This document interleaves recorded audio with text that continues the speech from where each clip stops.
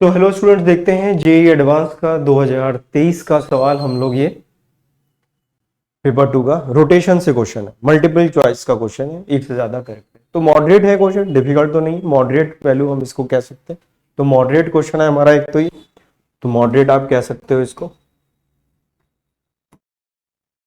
तो पढ़ते हैं क्वेश्चन और करते हैं, लेकिन चैनल को लाइक और सब्सक्राइब जरूर कर लीजिएगा। Angular disc of mass m in a radius a, the outer radius b is placed on the horizontal surface with the coefficient of friction mu as shown in figure. At some time, at an impulse of j naught x, ये हमने एक impulse दिया, diagram mention है इसमें, is applied at the height h above the center of the disk. If h is equal to hm, then the disk roll without slipping along the x axis. ये positive x axis actually में लिखा है। Which of the following statement is or are correct? ये आपसे पूछा गया है, फिर ये ऑप्शंस हमें गिवन है और इनको हमें देखना है, ठीक है ना। तो पहले हम लोग इसको थोड़ा सॉल्व करें कि म्यू की value not equal to zero, not equal to zero, तो ऑब्वियसली रोलिंग होने के लिए सफिशिएंट फ्रिक्शन की जरूरत पड़ेगी हमें। तो म्यू की वैल्यू जीरो नहीं है, अगर म्यू की वैल्यू जीरो नहीं है तो रोलिंग पॉसिबल है, ठीक है ना। और फिर वो कंडीशंस गिवन है, इनको हमें चेक करना पड़ेगा। तो एक्चुअली में क्या होगा, जब आप इसमें ऐसे इंपल्स दोगे, ऐसे रखा हुआ इंपल्स दोगे, तो क्या करेगा, इसका जो सेंटर ऑफ मास है ये आगे की तरफ मूव करेगा, इसका जो सेंटर ऑफ मास है ये आगे की तरफ मूव करेगा, साथ में ये किसी ओमेगा के साथ घूम भी जाएगा, ये भी होगा इसमें, ठीक है। तो हम लोग इसका पहले मोमेंटम अगर लिखें, तो ये इंपल्स आपने गिवन है, तो लीनियर के लिए अगर हम लोग लिखें तो जे नॉट की वैल्यू कितनी हो जाएगी, मास इंटू वेलोसिटी, ये हो जाएगी। इनिशियल जीरो था, फाइनल इतना आ गया। जैसे आपने इसको इंपल्स दिया तो m v, change in momentum, m v minus zero, zero हमने नहीं लिखा है यहाँ पे, ये आ गया हमारे पास। अब एंगुलर इंपल्स देख लेते हैं, सेंटर ऑफ मास के अबाउट, तो ये आपने दिया जे नॉट और ये है एच हाइट, तो इस पॉइंट के अबाउट ये क्या करेगा, ऐसे घूमेगा। तो इसके अगर अलोंग अगर हम एंगुलर इंपल्स लिखें तो जे नॉट इसके अक्रॉस अगर हम एंगुलर इंपल्स लिखें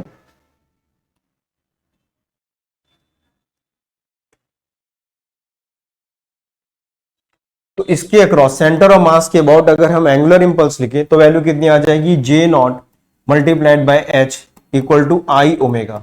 इनिशियल ओमेगा कितना था, जीरो ही था, इनिशियल ओमेगा तो जीरो, जब हिट नहीं करा तो ऐसे रखा था। जैसे इस पास वेलोसिटी v आई, वैसे इसके पास ये ओमेगा भी आ गया, ये वेलोसिटी v है तो ये ओमेगा आ गया, ठीक है ना। तो ये आ गया इसके पास, तो यही वैल्यू दी है। इसको जरा डिवाइड कर दीजिए, इसको हम अगर डिवाइड करते हैं, ये इक्वेशन 1 आ गई हमारे पास, ये इक्वेशन 2 आ गई, तो अगर इसको डिवाइड करेंगे तो h आ जाएगा इधर, और ये वैल्यू आ जाएगी हमारे पास I omega divided by m into P, ये वैल्यू आ जाएगी, ठीक है। ये रिलेशन आ गया। अब क्योंकि ये रोलिंग हो रही है, ये बोला गया है कि रोलिंग हो रही है, तो अगर रोलिंग हो रही है तो ओमेगा की वैल्यू कितनी होती है, v अपॉन आर।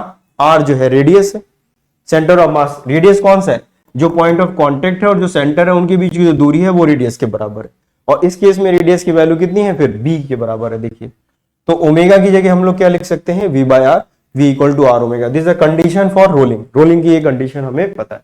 तो यहां पर अगर आप देखें तो जहां पर हमें ओमेगा लिखा है वहां पर हम क्या लिखेंगे, v बाय आर, तो v से v कैंसिल हो जाएगा, तो हमें h की वैल्यू कितनी आएगी, तो you will get h is equal to I upon m into r. तो हमारे पास देखिए ये रिलेशन आ गया, h is equal to I moment of inertia, m mass, और r जो है वो रेडियस है, ठीक है ना। ये वैल्यू आ गई। अब हम ये वैल्यू बस यहाँ पे पुट करके देखेंगे और इसको सॉल्व कर ले। अब जो ऑप्शंस गिवन है उनके हिसाब से हम इसको चेक करते हैं। अब इसको थोड़ा ऊपर कर दिया, अब इसको हम लोग चेक कर लेते हैं।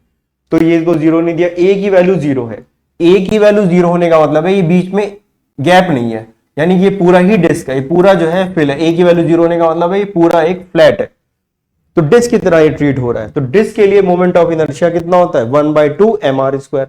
तो उस केस में h की वैल्यू कितनी हो जाएगी, इसकी वैल्यू हम लिखेंगे 1/2 mr स्क्वायर। r की वैल्यू किसके बराबर हो जाएगी, b स्क्वायर के बराबर, multiplied by divided by m, और ये b तो इसमें इसके बराबर है, तो यू विल गेट b/2। तो देखिए पहला कितना लिखा, अगर a की वैल्यू जीरो है तो hm की वैल्यू b/2 के बराबर होगी।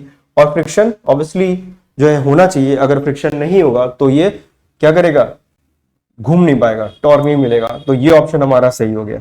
बी वाला देख लेते हैं। अब ए की वैल्यू बी के बराबर है, यानी ये पूरा अंदर खाली ही है, यानी ये किसकी तरह ट्रीट हो जाएगा, रिंग की तरह ट्रीट हो जाएगा। ये ए जो है, गैप जो है ये पूरे में फैला हुआ बी तक है, तो ये कैसा होगा, रिंग की तरह ट्रीट होगा। तो रिंग के लिए मोमेंट ऑफ इनर्शिया कितना होगा, एम आर स्क्वायर होगा। रिंग का मोमेंट ऑफ इनर्शिया कितना होगा, एम आर स्क्वायर। तो ये हटा देते हैं हम लोग, यहाँ पर पहला ऑप्शन आ गया हमारे पास। सेकेंड में चलते हैं, तो h की वैल्यू कितनी आएगी, रिंग के लिए कितनी हो जाएगी, m r square divided by m into r. ये कैंसिल कर दिया, ये कैंसिल हो गया, तो ये वैल्यू r आ गई और जिसकी वैल्यू b के बराबर। तो अगर a की वैल्यू b के बराबर है यानी पूरी तरह से रिंग की तरह आप इसे ट्रीट कर रहे हैं, तो जो h की वैल्यू होगी जहां पर आप इसे हिट करोगे वो b के बराबर होनी चाहिए ताकि वो उसी वक्त रोलिंग स्टार्ट कर दे। कंडीशन है ये। तो बी ऑप्शन भी हमारा इसमें करेक्ट हो गया। तो ए ऑप्शन भी करेक्ट हो गया है हमारे पास, बी ऑप्शन भी करेक्ट हो गया है। अब सी ऑप्शन चेक करते हैं।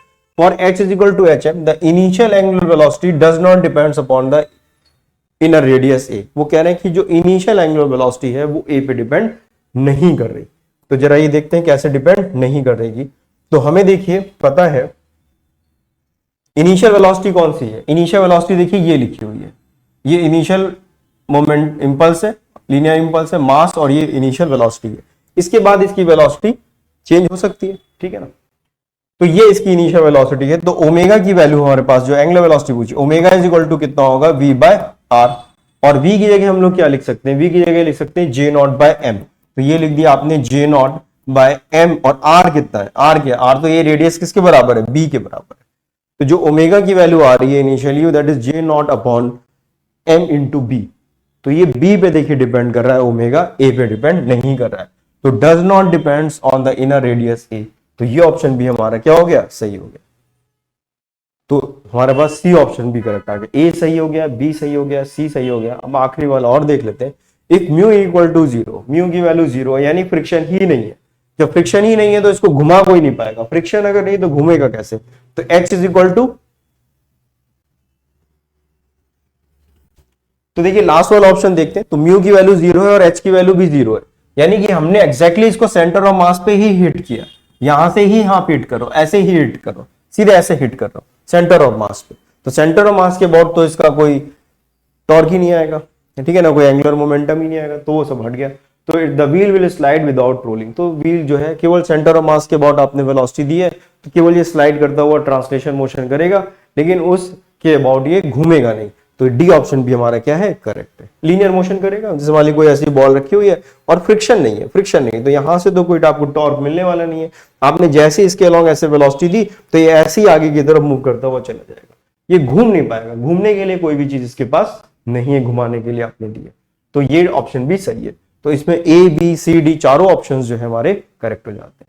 तो इस तरह से सवाल हम लोग कर लेते हैं। तो आई होप आपको समझ में आ गया होगा और क्वेश्चन इसमें करेंगे।